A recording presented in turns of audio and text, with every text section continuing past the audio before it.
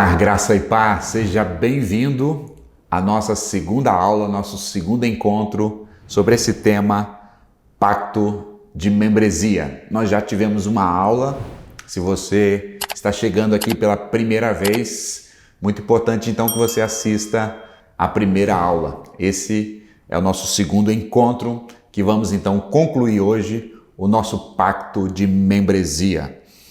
Eu trabalhei na semana passada com vocês algumas ideias, alguns conceitos sobre o valor, a importância da membresia.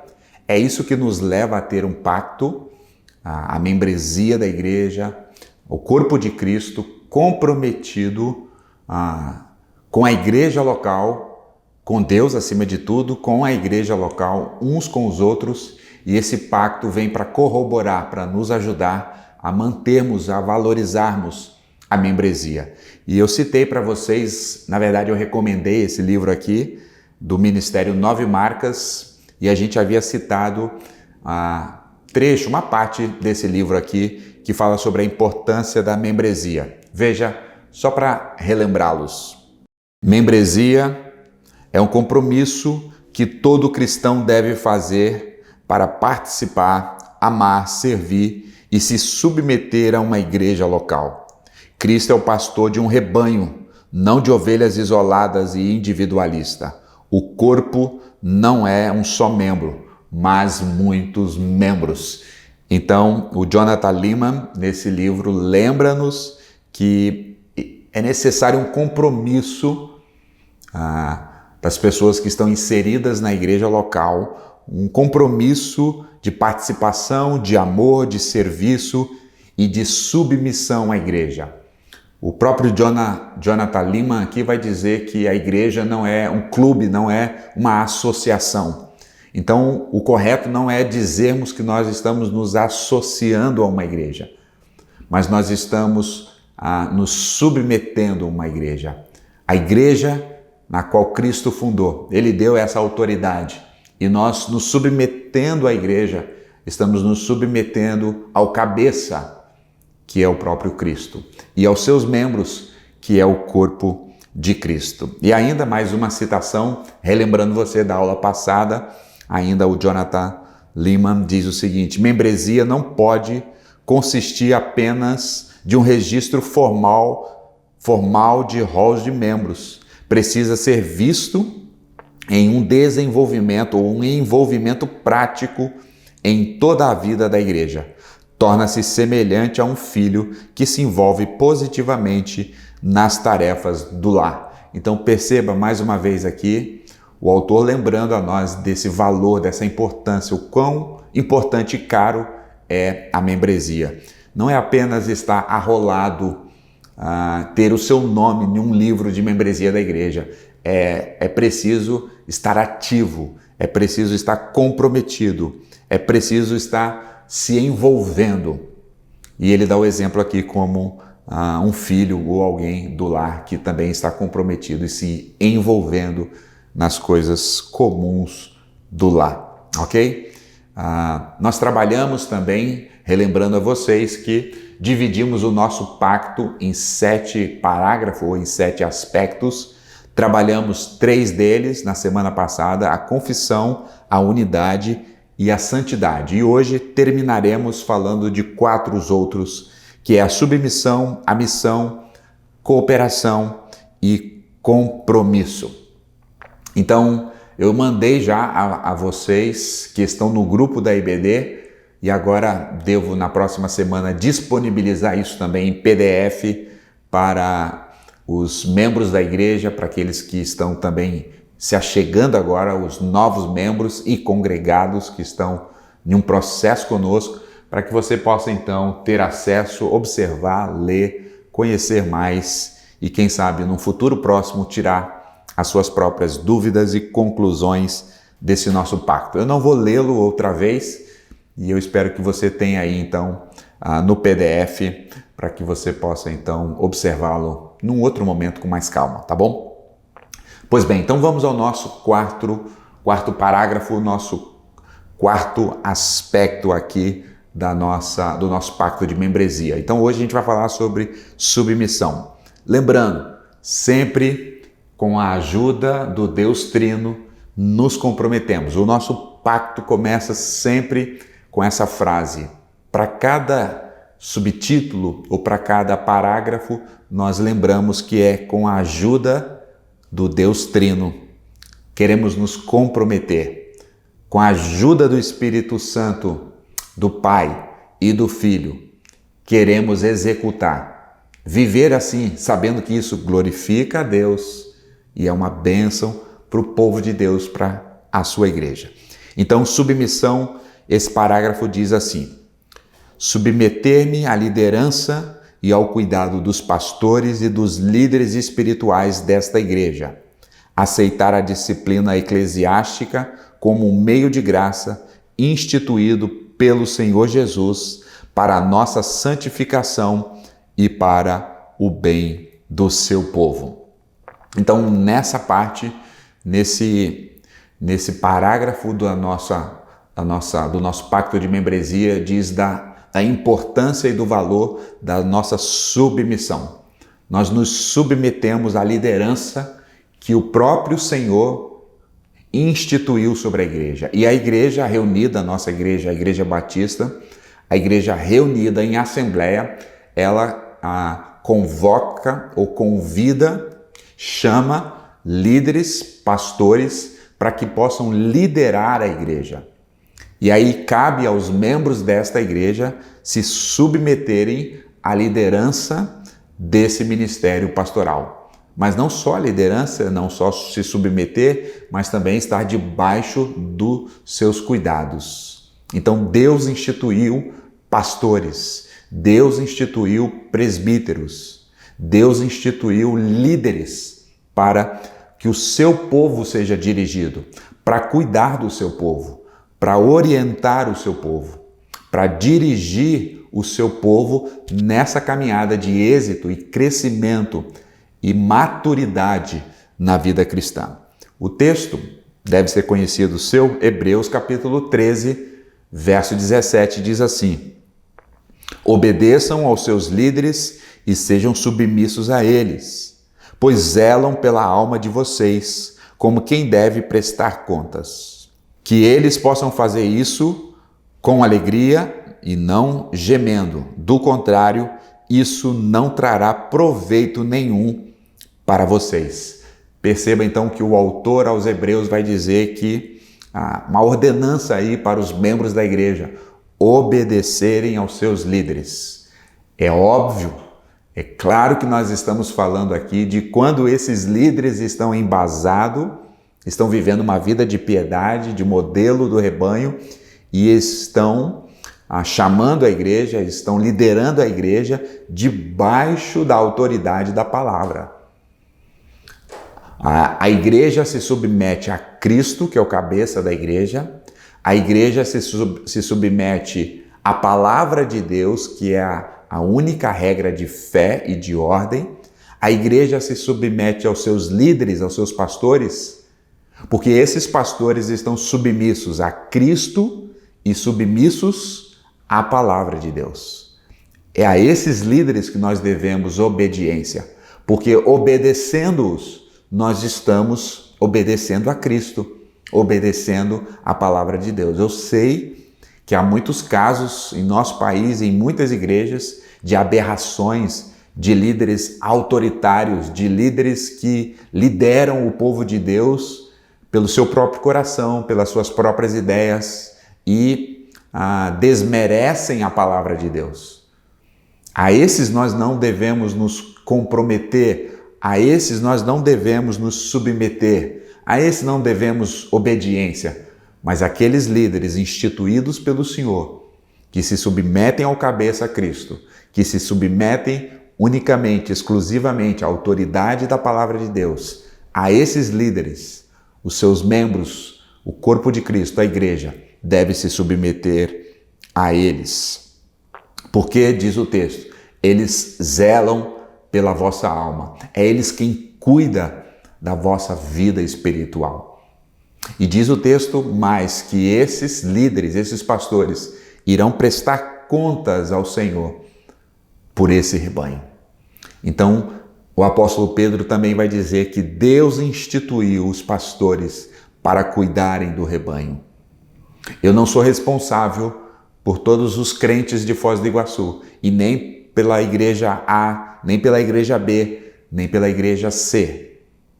Eu sou responsável diante de Deus e dessa comunidade pelo cuidado, pela liderança da Igreja Batista Itaipu, dos membros, daqueles que se submetem a Cristo, a sua palavra, logo se submetem à autoridade do pastoreio daqueles que Deus colocou no nosso meio. Então, submeter-me à liderança e o cuidado dos pastores e dos líderes espirituais tem a ver com tudo isso. Nós entendemos que a igreja é dirigida, é liderada por pastores, presbíteros, mas também líderes espirituais. E quando eu falo líderes espirituais aqui, não estou me referindo a líderes de ministério. A gente faz uma diferenciação aqui em nossa igreja. Líderes de ministérios, lógico que eles estão liderando de maneira espiritual, também são líderes espirituais. E eles lideram, dirigidos pelos seus dons, um ministério. Mas quando nós estamos falando aqui de líderes espirituais, são aqueles homens que o Senhor coloca. Eles não precisam ter um cargo necessariamente, mas eles estão juntamente com o ministério pastoral, zelando pelo cuidado da igreja, pela doutrina da igreja, pelas coisas espirituais da igreja. Eles ajudam, servem a igreja juntamente com os pastores. Nós estamos progredindo e observando e buscando líderes espirituais para que liderem juntamente com os pastores a igreja de Cristo. Ainda diz nesse capítulo 4, ou melhor, nesse parágrafo 4, que devemos nos submeter à liderança, mas também devemos nos submeter aceitando a disciplina eclesiástica como um meio de graça. Na nossa igreja, na nossa denominação, no meio do povo batista, quem disciplina os seus próprios membros não são os pastores, nem os líderes espirituais, nem os diáconos, nem a diretoria. É a própria igreja reunida em assembleia que traz a disciplina. Assim como é a igreja que recebe os novos membros, sejam eles por aclamação, vindo de outras igrejas, ou por meio da profissão de fé e batismo, também é a igreja que exclui, é a igreja que também trata dessas questões do pecado. É óbvio que pelo processo os pastores e os líderes estão envolvidos, mas a decisão é da igreja. Então, ser membro de uma igreja saudável, você tem a responsabilidade de se submeter à disciplina desta igreja. E o texto que nós usamos aqui é o texto de Mateus 18, de 15 a 17, um texto que provavelmente também você conheça, que o Senhor nos dá aqui os passos, as orientações de como Ele instituiu a disciplina. Perceba que no nosso pacto diz que a disciplina eclesiástica é um meio de graça, e quando nós falamos meios de graça, são meios graciosos e bondosos que Deus usa para restaurar, para abençoar, para resgatar o seu povo. Nós temos vários meios de graça, mas perceba lá, instituído pelo Senhor Jesus. Foi o próprio Senhor Jesus quem instituiu a disciplina eclesiástica. Se nós a rejeitamos, se nós não a observamos, se nós a desprezamos, estamos desprezando aquilo que o próprio Senhor Jesus mesmo instituiu. Assim como ele instituiu a ceia, ele também instituiu a disciplina para a nossa santificação, para o bem da sua igreja. Hebreus vai dizer que se estamos debaixo de disciplina, a disciplina do Senhor, é porque somos filhos, porque Deus disciplina quem ama. A igreja, pelo um fato de disciplinar os seus membros, é um ato de amor, é um ato de obediência à palavra do cabeça da igreja. E essa disciplina tem as fases que nós já trabalhamos em outras escolas bíblicas dominicais aqui, mas ser membro de uma igreja é se submeter a essa disciplina. E quando nós falamos de disciplina, nós não estamos unicamente ou exclusivamente falando de exclusão. Existem os processos da disciplina, como Mateus 18 nos ensina a observarmos. Então, o nosso quarto parágrafo aqui diz que os membros da igreja, a membresia da igreja, deve se submeter à liderança e o cuidado pastoral, assim como deve aceitar a disciplina da igreja local na vida dos seus membros para honrar a Jesus, mas também para santificar o seu povo. Pois bem, chegamos aqui ao nosso quinto parágrafo e agora nesse quinto parágrafo nós tratamos da missão. Já vimos da unidade, já vimos da questão da nossa confissão, vimos agora há pouco também sobre a questão do nosso compromisso. Agora vamos ver sobre a missão. Diz assim: com a ajuda do Deus Trino, nos comprometemos a trabalharmos juntos para a conservação de um ministério permanente de discipulado, misericórdia, evangelismo e missões, visando a glória de Deus e a expansão do seu reino em Foz do Iguaçu e até os confins da terra. Então perceba aqui que quando nos referimos à missão, a missão da igreja, aquilo que o Senhor comissionou à sua igreja, diz que nós devemos, como membros da igreja, trabalharmos juntos para manter, para conservar um ministério, um serviço, por meio dos dons, discipulado, misericórdia, evangelismo e missões. Nós dividimos aqui esses em 4, porque para nós eles estão coligados, mas eles têm algumas distinções diferentes. Discipulado, misericórdia, evangelismo e missões. Discipulado, nós acreditamos que ser discípulo de Jesus também é fazer discípulos.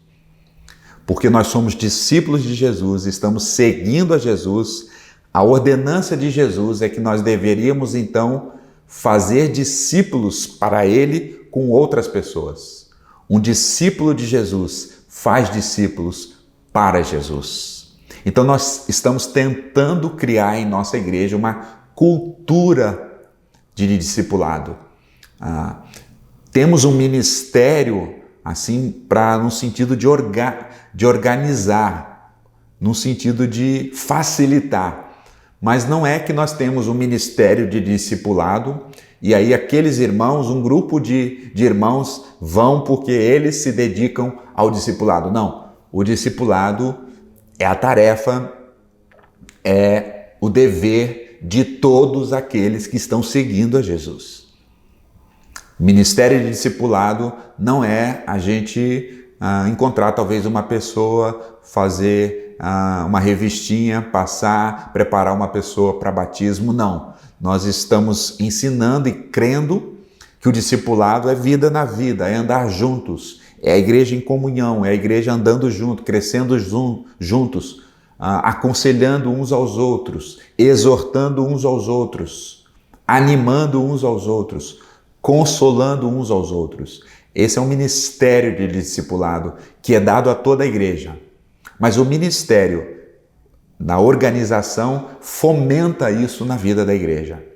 Então nós devemos trabalhar para que a nossa igreja seja uma igreja realmente comprometida com o discipulado, mas também com o ministério de misericórdia, que também não deve ser um ministério à parte, dizendo, olha, nós temos aqueles irmãos ali que gostam de abençoar pessoas, eles têm dom de misericórdia, eles gostam de cuidar das pessoas de maneira social, então vamos deixar aqueles irmãos fazerem isso. Não. Nós acreditamos que o ministério de misericórdia é o ministério de toda a igreja, de todos os membros. Todos nós devemos estender as mãos ao necessitado, ao pobre, ao faminto, ao desabrigado. O ministério de misericórdia apenas coordena e nos ajuda a fazer isso. Então nós queremos que a igreja trabalhe para também ter uma cultura de misericórdia. Eu já adianto para vocês aqui que nos próximos meses nós teremos uma escola bíblica dominical falando sobre ministério de misericórdia, como nós podemos nos engajar, abençoar pessoas, não se esquecer dos pobres, dos aflitos, dos órfãos, das viúvas, estendendo as nossas mãos. Isso não é uma tarefa da igreja institucional, isso é uma tarefa de todos nós. Sabemos que as instituições, o governo tem a sua parte, os seus compromissos, mas nós sabemos que eles fazem o que devem fazer e serão cobrados por isso. Mas a igreja tem a sua missão também de cuidar, de exercer ministério de misericórdia. Então nós queremos trabalhar juntos e acreditamos que através desses ministérios, discipulado, misericórdia, nós estamos expandindo o reino de Deus, nós estamos refletindo a glória de Deus, nós estamos honrando a Deus e abençoando as pessoas. Mas também um evangelismo. Não acreditamos num ministério de evangelismo apenas de um grupinho de irmãos, aqueles que têm o dom de evangelista e eles vão lá, fazem um trabalho de evangelismo e acabou. Não. É a tarefa de toda a igreja. Todos nós somos chamados para ser sal e luz. Todos nós somos chamados para dar testemunho de Jesus. Então o ministério de evangelismo, eu repito, é aquele que está fomentando, é aquele que está coordenando para que a igreja também tenha uma cultura de evangelismo. Que evangelismo para nós não seja apenas um evento. A gente vai lá no Gramadão, ou a gente vai ao semáforo. Não, a gente não faz isso, mas um exemplo aqui. E aí uma vez no mês a gente distribui alguns folhetos, cumprimos o nosso evangelismo. Não. Nós acreditamos que isso deve ser integral. Isso deve ser parte da vida de um discípulo de Jesus. Testemunhar da fé, aonde ele estiver, com seus amigos, com seus familiares, com seus vizinhos, de maneira muito natural, mas também de maneira muito intencional. E com isso, o reino de Deus vai avançando, a glória de Deus vai sendo conhecida e pessoas vão se achegando à fé por meio de toda a igreja. Então é o nosso compromisso. Por isso também que nós servimos a igreja, acho que foi ano passado ou retrasado, ministramos uma classe de evangelismo para treinar os irmãos, capacitar os irmãos, para que a gente possa fazer essa boa obra de um evangelista. Evidente que tem alguns irmãos no nosso meio que eles têm o dom e eles nos inspiram, mas é a tarefa de todos nós compartilharmos da nossa fé de maneira sábia, poderosa, na dependência do Espírito Santo, intencionalmente. Então nós queremos trabalhar. Esse pacto nos leva a nos comprometer, a trabalharmos para que esses ministérios possam ser frutíferos, para que se tornem cultura que a gente faz e a gente vive regularmente, continuamente. E por fim, missões. Se você é mais um pouco antigo aqui na nossa igreja, sabe também da nossa distinção entre evangelismo e missões. De maneira bem breve aqui, a gente resume assim: evangelismo é aquilo que a gente está fazendo ao nosso redor, com as pessoas que estão ao nosso redor. E missões é aquilo que a gente está fazendo em terras mais longínquas. E toda a igreja deve estar comprometido também com missões. Não que todos nós temos um chamado missionário, uma vocação missionária. Não, isso é uma outra coisa. Mas todos nós devemos estar engajados e comprometidos com essa missão de Deus de anunciar o Evangelho a lugares mais remotos e distantes de nós. Alguns Deus vai chamar do nosso meio para saírem e irem, como temos vários deles aqui, como estamos com a Andressa, prestes a sair do nosso meio, sendo enviada para outros lugares, para outra nação, para um outro povo. Então não é apenas a tarefa da Andressa, não é apenas a tarefa do Ministério de Missões. Todos nós nos comprometendo de maneiras diferentes. Nem todos nós iremos, mas todos nós estamos engajados, todos nós estamos orando, todos nós estamos dando, ofertando, todos nós estamos mobilizando uns aos outros, apoiando essa missão. No passado era muito comum as pessoas dizerem assim: em missões, ou você vai, ou você dá financeiramente, ou você ora. Escolha a parte que lhe cabe. Não. Em missões vamos, talvez não vamos de ministério efetivo, mas podemos fazer viagens de curto prazo, podemos visitar os missionários, podemos fazer muitas iniciativas, mas nós damos, nós ofertamos. Nós temos aqui um programa na nossa igreja chamado SIM, Sustentar, Interceder e Mobilizar, que ofertamos mensalmente para essa obra de missões. E nós oramos. Então nós podemos nos envolver com tudo isso, indo, dando, orando, mobilizando, amando, comprometendo-se. Então esses ministérios, nesse pacto, vêm para nos lembrar que nós devemos trabalharmos para conservar esses ministérios em nossa igreja, visando a glória de Deus. Não estamos à busca de números, não estamos em busca de resultados apenas por resultados. Nós sabemos que quando uma pessoa é alcançada, Deus revela a sua glória, Deus é glorificado, o reino dele avança.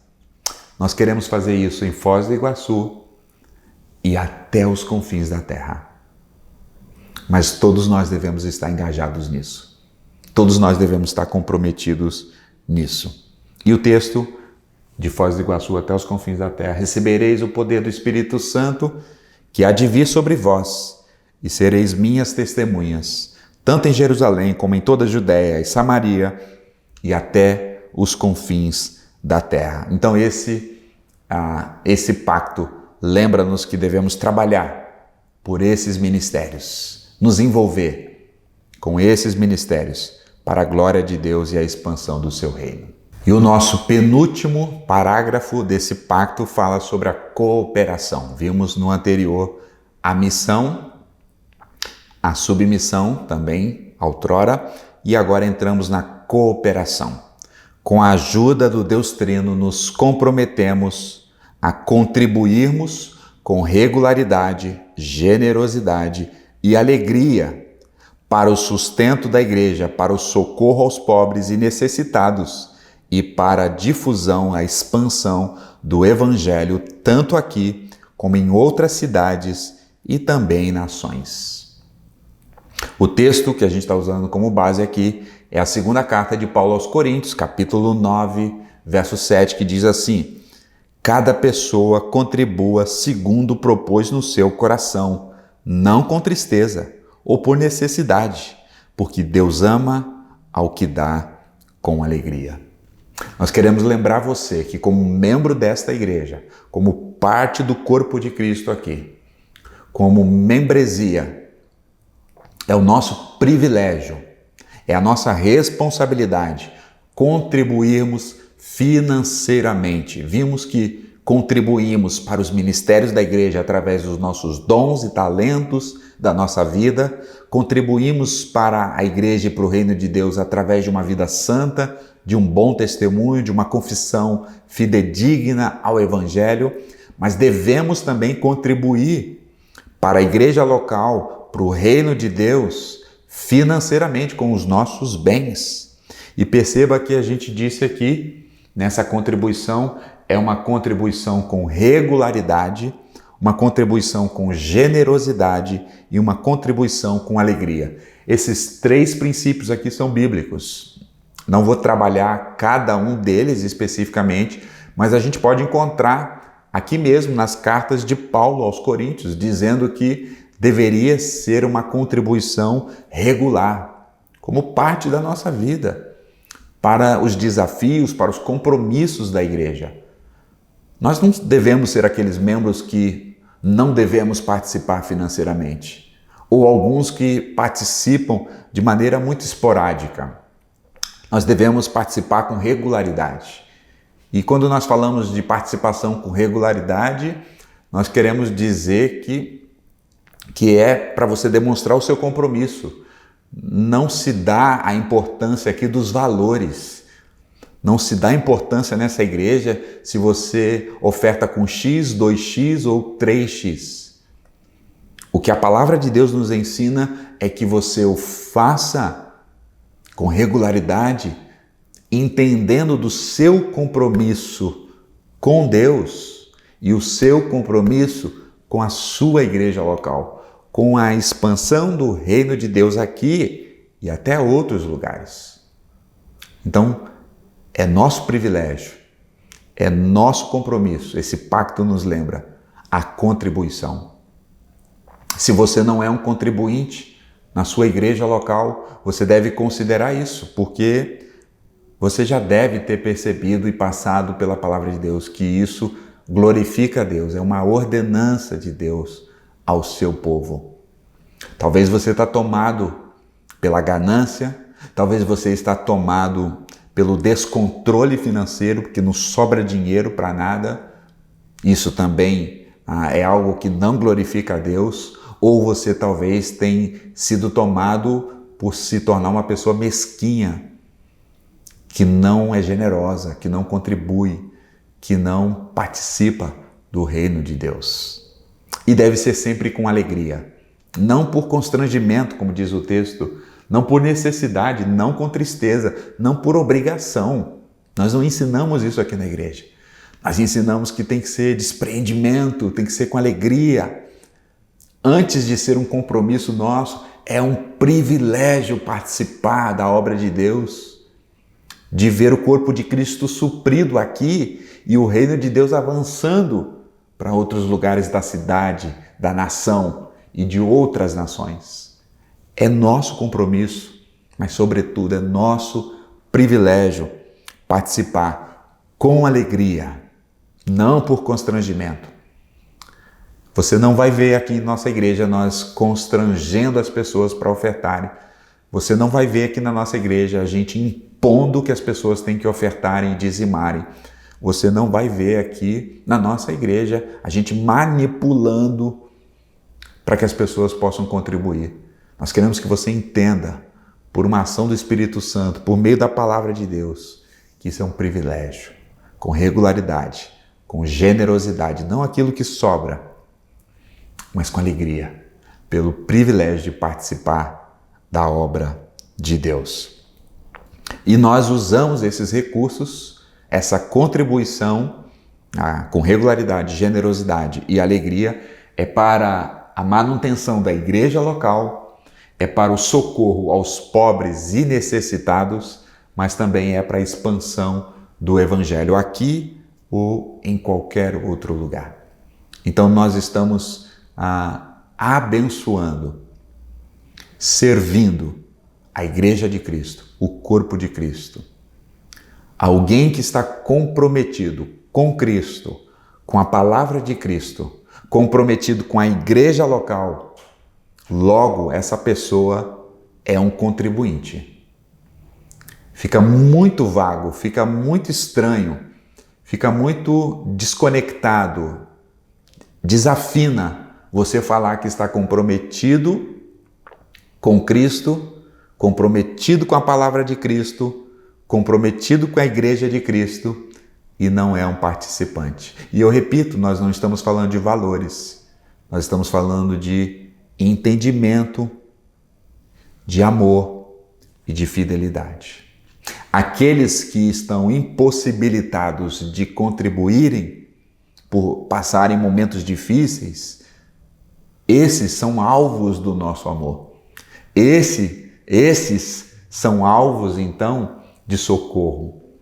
Há momentos na igreja que nós somos abençoados e abençoamos. Isso é ser parte do corpo de Cristo. E por fim, cheguei ou chegamos aqui juntos ao nosso último e sétimo parágrafo do nosso pacto. Diz assim: e ainda, quando sair desta congregação, a nos unir a outra igreja local, onde possamos cumprir os princípios da palavra de Deus e o espírito deste pacto. O texto que nós usamos é Hebreus capítulo 10. Eu já usei esse texto aqui.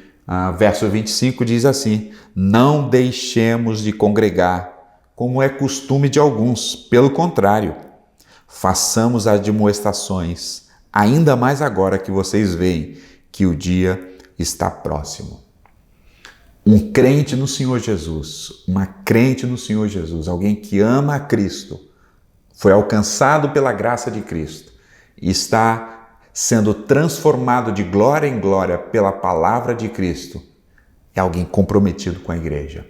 E quando sair do nosso meio, quando estiver mudando-se para uma outra cidade, diferentes e situações diversas, trabalho, oportunidades, até por necessidades, devemos estar comprometidos com o corpo de Cristo, agora de maneira mais ampla. E chegando à cidade, ou país, ou aonde estivermos, tão logo, tão prontamente nos comprometer em buscar uma igreja.